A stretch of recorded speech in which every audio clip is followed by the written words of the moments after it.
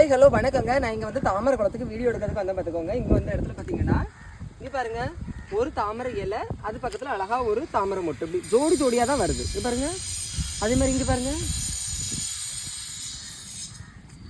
தாமரையோட botanical name already நான் சொல்லியிருக்கேன். நெலும்பா லூசிஃபராங்கிறது லூசிஃபராவா லூசிஃபரா, ஓகேவா?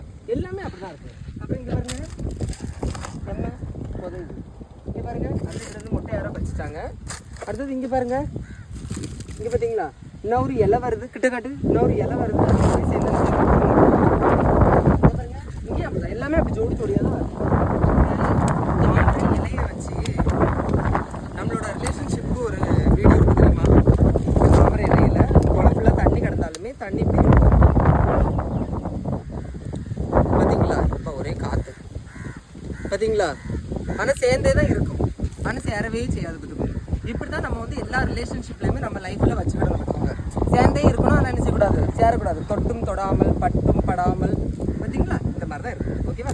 ஸோ இந்த தாமரை குளத்தை பற்றி, இந்த தத்துவத்தை பற்றி நீங்கள் என்ன நினைக்கிறீங்கிறத மறக்காமல் கமெண்ட்டில் சொல்லுங்கள். லைக் பண்ணுங்கள். தேங்க்யூ.